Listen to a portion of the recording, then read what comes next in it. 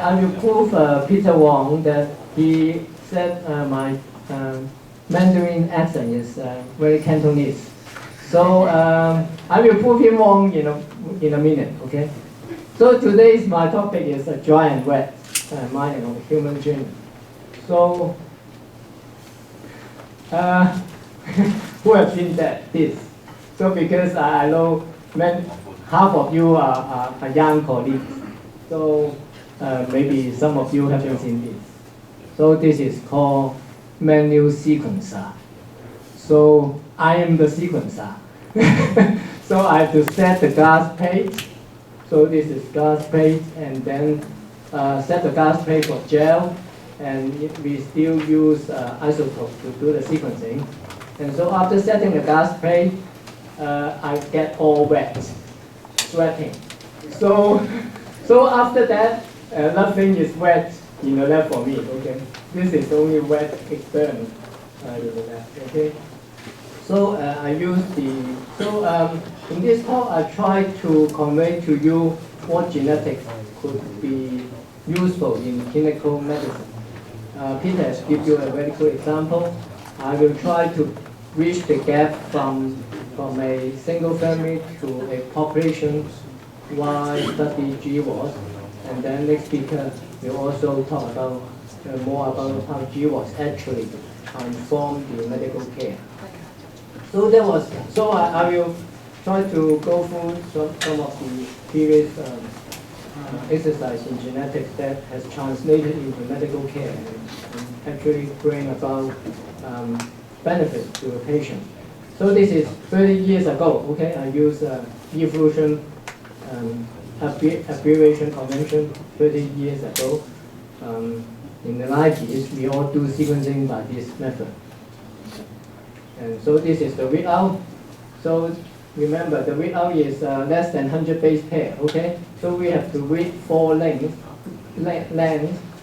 for a single base. So for example, this length light up, so this may be A here, and then this is another A here. So the read length, so if you use nowadays terminology, is less than 100 base pair, and then you get yourself all wet. Okay, you can only do once, maybe 2 gel a day, maybe. I don't know, Dr. Sales left how many gel your technician can do.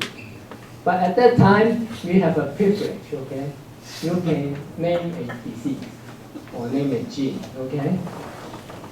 So just to show you a disease.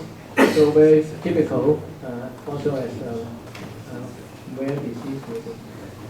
Let's give the example, 2 siblings die in this family. Okay. So we measure the second sibling, we know that the carnitine is small. So because the patient already died, we have to do some experiment. So we can have the father to measure the carnitine threshold or carnitine uptake ability, and also the mother, same thing. And we still need a control. So we need to do the infusion of carnitine and measure the carnitine excretion in the urine to measure the ability. So I claim as the control. So these are my data, and these are the parents' data. So you can quickly tell that they are abnormal. So we use this method to diagnose that both of them are carrier. Okay. And then finally we find the gene. So the gene unfortunately or fortunately has been named. So I cannot name the gene. But because finding a disease-causing gene at that time is a big deal, so we will do a new press release. And then the night before, I think, the Chinese translation at that time is called 右减. That's right. Okay. And Cantonese is 肉毒, sang as 肉毒, okay? 肉毒鹼. So if the next day I tell the class, I found a gene for a disease called 肉毒鹼缺乏症. Very low tone, okay? 肉毒鹼, okay? So then, out of sudden I think, why don't I invent a new name? So I call it Carnitine. And then now it becomes a standard terminology. So even in Taiwan, you call it Carnitine. So basically it sounds the same. So my Chinese is good, okay? So I mean in the right way. So Peter, you're wrong. So it turned out to be not that rare. So we just an argument of how rare is rare, okay? So it's 1 in 40,000. Actually, it's fairly common among the rare genetic diseases, and it's also very common in China, Taiwan. So all this work has been done together with friends in Taiwan, Prof and Paul Hu and others. Okay, that is 30 years ago. What happened in 2001? We just mentioned 2001 in the morning. So 17 years ago, so the so-called human genome has been sequenced, and then subsequently, 10 years ago, something like, most of the common variant has been sequenced, found out.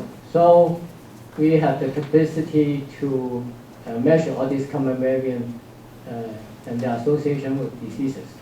So then, I want the music come, but because I know there is a recording, so I try to avoid violating copyright. So I just can put in the word here. So this is a change of era, okay? At the old days, we have to do our sequencing to find out the gene. Now the gene is in the internet. So there's a information expansion, or also information availability. So this is all we're talking in the morning. So this also happening rapidly in the genetic field. So this is the first change, or the change of paradigm. So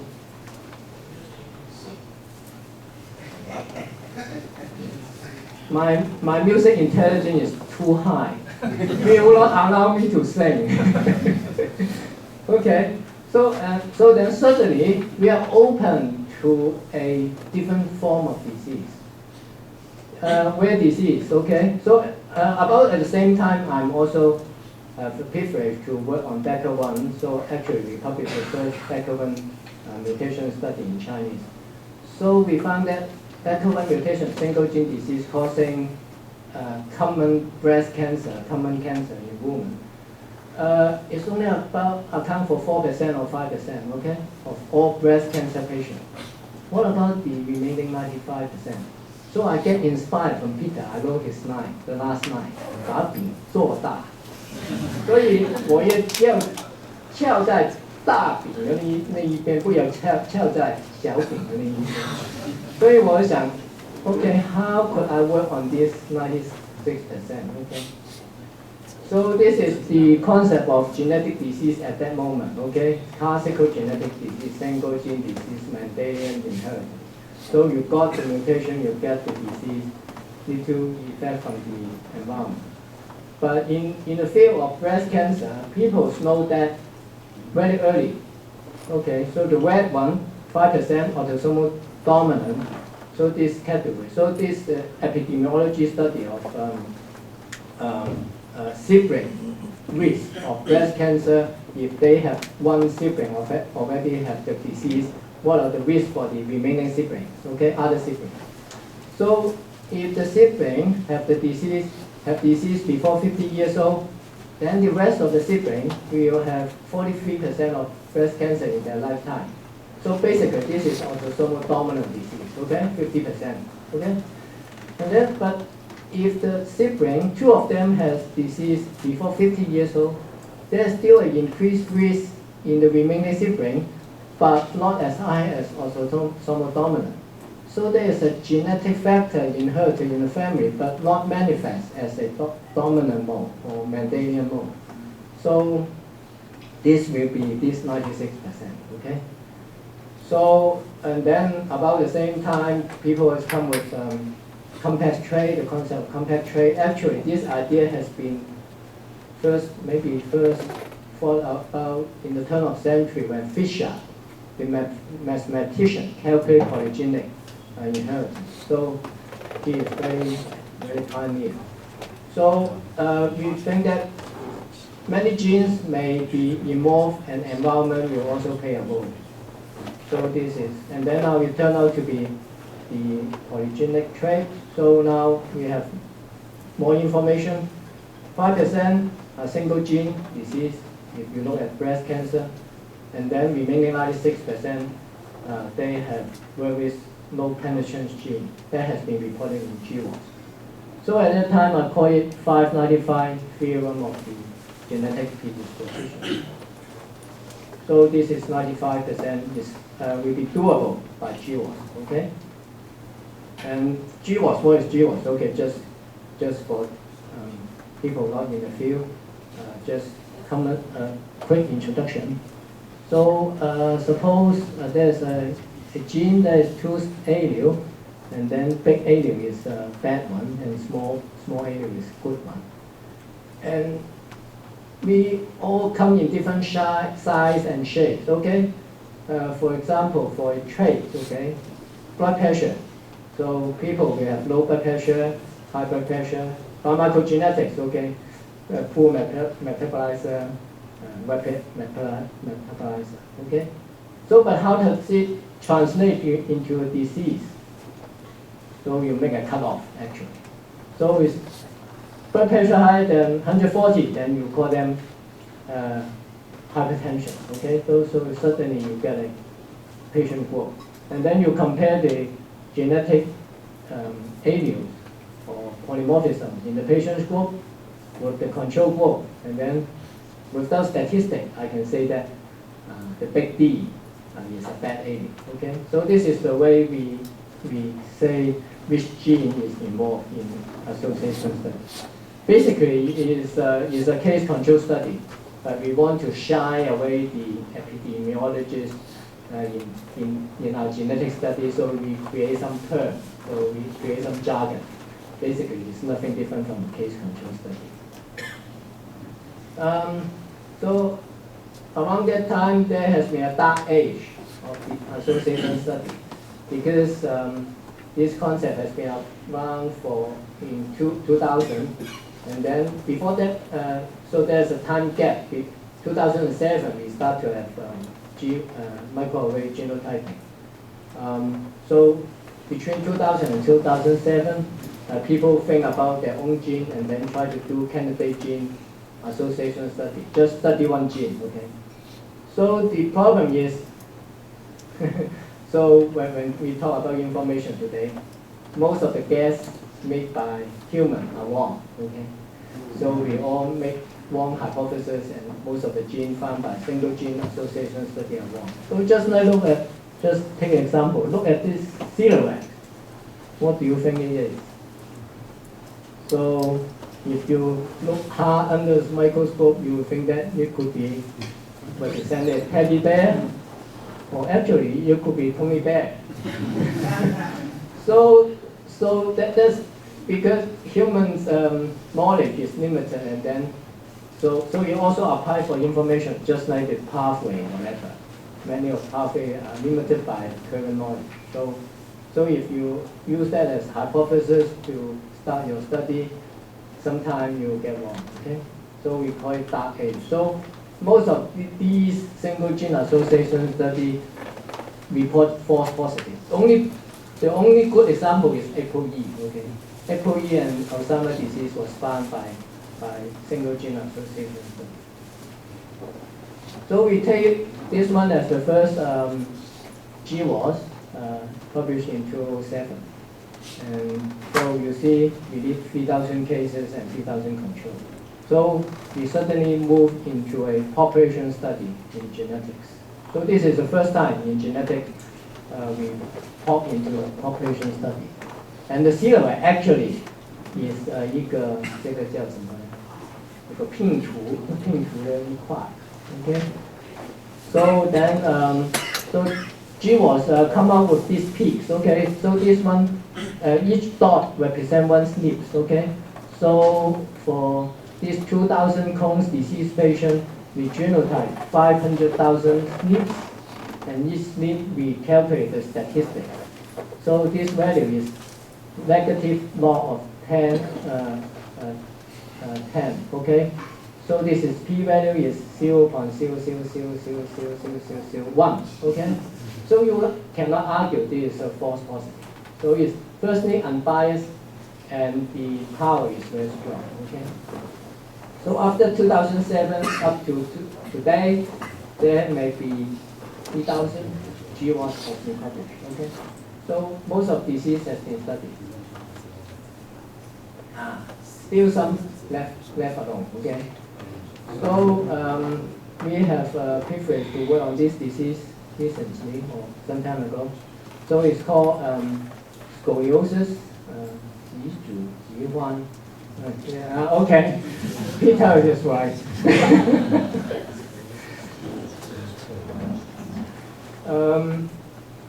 So looking at the back, when I entered into the study of this disease, it's in the orthopedic surgeons domain, and they just think that it's mechanical, vertical along pathology. So this is the X-ray. And then recently, the anthropology study or histology study of a king in UK found that he also has this disease. Okay, so just to use this picture to show you the morphology of the vertebra and also the ribs. So because Dr. Cottrell is a first generation, basically he invented the surgical operation for this disease. So after he retired, he built this foundation inside Institute of the France. So this is basically is the 中研院 of in France. So the building is very beautiful, and this is I think this is called bridge of lock. So the locker go there and put a lock and say they will be there forever. And opposite of the bridge is the Louvre Museum. So for a period of time, I go to this institute once every year. So I travel to Paris every year, have meeting with them, and try to figure out what is the cause of this disease. So what is known at that time? Twin study, not very obvious, but there is a familial kind of segregation of this disease. People have done linkage, different people, but basically we map to everywhere in the common. So it's not very helpful. So we have looked at one of them. So in 2007, actually this idea come before that. I proposed that it's a complex trait, it's example of polygenic disease. Because there's some genetic element, but that cannot be accounted by Mendelian inheritance. So, and then I proposed we should divide the disease into two phases. Starting of the curve, and then after the curve initiated, how bad it will go. So it should be separated into two phases. So help the orthopedic surgeons to think the disease in a new way. So that helps to classify patients. So now all this becomes standard concept now. So at 2006, we want to do a GWAS. What is essential to do a GWAS?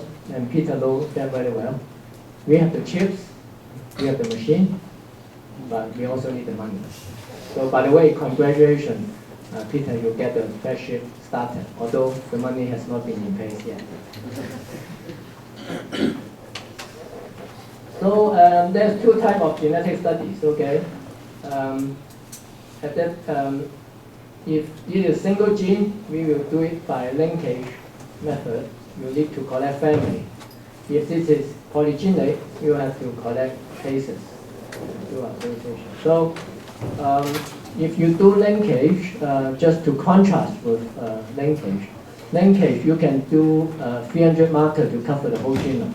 So if you how to think what is linkage? You just like describing the genome as if you are describing the starry sky by the consonant 星座，用12个星座就可以 describe the sky, okay? Just like doing linkage. So linkage is very powerful in sorting out single gene. So there's already more than 5,000 single genes has been sorted out by this way. But it has very poor resolution for polygenic disease. So polygenic disease or trait has been done. So I don't bother you about that. So this is, if it is single gene, you have to collect families. So Peter's is, the project is very good. He collects both family and population. He collects 3 generation families in the population. So basically he collects both, his study will cover both animals, okay? For the GWAS, you have to collect cases, okay? So in the population, you collect normal individual and also patient individual, okay? Then it will help you to answer the 95% of the disease. So, so GWAS, you collect patient compared with normal. And what is the tools? We use 500,000 markers. So the example will be looking at the, using a microscope, telescope, to look at the, to describe the stars exactly at their location, and then compare the star pattern of the case with control, and then you finally find, oh, this star is missing in the case. So then we make the association, tell that this one is causing the disease. Of course, there is standard workflow. And after all these years, GWAS has, what GWAS has found for us, single gene disease, odds ratio is something like 30-fold increase. GWAS, the odds ratio is only 1.2, 1.3, okay, for a single SNPs. But they are very common in the population. So this is the contrasting element. So when you think about how to translate the GWAS data into clinical care, you have to think about the difference in odds ratio. So we propose a S2000 study. We want to study 2,000 scoliosis patients with 2,000 controls and try to do a GWAS. Fortunately, unfortunately, we propose it in 2008, not funded, 2009, not funded. But we have fortunately publicized this concept. And then finally in 2011, Waiken Center in Japan proved that we are correct. They found that, they found the first predisposition gene for scoliosis. And then again, firstly, we think of trying to get Hong Kong dollar or US dollar, which is not successful. Finally, in 2013, we got German B, and then we can start our own GWAS. Okay, we published in last year and also another paper coming out this year. So what did we bring to this disease? So I will a little bit exaggerated, but I think we did bring a paradigm shift in understanding of scoliosis. It is not a solely vertical disease. It's basically the segment of development of the vertebra is go wrong in pubertal awakening of the growth potential of the whole segment is wrong. If you look back to the, so now everything is very simple if we have the information. But if you look at the figure of the patient, you see the ribs are shorter on this side. So it's not just the vertebrae curve. It's the ribs are shorter in this side, ribs are longer at this side. So the segment is asymmetrical. So basically now the concept is a segmental growth disorganization. So it's become a systemic disease. So so now the orthopedic surgeons already think of ways to make it treatable by drugs. Okay, so they already have a certain success. So I think not far in the future, this disease could be treated by drugs. Okay, at least stop halt the progression. So this is also a new concept, and this work has been done together with Nanjing Hospital, and Jeff is our team head in orthopedics. This was taken many years ago.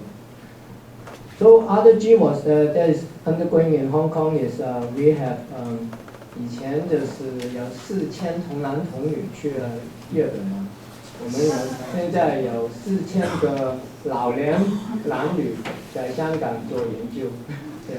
So this cohort has been very useful. We have studied various phenotype and traits, and we can associate genes and also environmental factors. So in the morning we talk about environment. So environment gene, basically the term is gene environment interaction in our field, has not been untouched. So you can think of whatever study you want to go along, okay? Another study is predisposition in tuberculosis. We have a little bit success, but not very good. So boom, boom, boom, boom, the music come again. So after GWAS, the paradigm shift again, okay, or the era, another era is coming. I just been lucky to join the era by writing a book, editing a book. So it's quite easy. LJ is there. Just okay. So we think about what will be the future diagnostic method coming into play, and how it translates to clinical care. So the next big thing will be next gen. Okay, we still call it next gen, but it's already using day in and day out. So I don't know, but people have different names. So the technology has been enabling 5 years ago. So these are different machines. What we need a lot of internet, analysis power. 1,000 genome has been finished, and we are talking about $1,000 genome that will be coming into play. And I think this will be a new brain game for everybody. Everybody can think of their own project. Nowadays, doing research is not difficult. Difficult or not difficult, I don't know. So, very similar. So, doctor, this is my genome. It will happen in 2 years, or today. So it's no longer a fiction. It's no longer something you want to write a book. So it's happening next tomorrow. Yeah, these very staggering examples are already happening. In the past, a patient presents to you with paralysis, then you will do sequence one gene at a go, okay? Now you will use a panel, you miss nothing. So this is in common practice. And for example, Peter's example, we are also sequencing for undiagnosed disease, and also we now know that a spectrum of disease that are due to De-novo mutation. That means when the baby was born or the baby is carried, the mutation just happened to him. I say doing research is easy because everything is written in the internet nowadays. But you've got to have the skill to navigate the data. So TCGA, we have worked on it for 5 years. ENCODE is another data set. So everything is there. We also do some next-gen work on AIS. We found that it's more difficult to associate because the next-gen, these will become private variants. So each patient will have a different variant in the same gene. So how could you analyze? So in the GWAS era, we just measure the 6, so they have the same mutation. We easily group them together. But nowadays, if you use next gen, each individual patient will have his own private mutation. How do you classify it? Count it or not? So there's more statistical issue into it.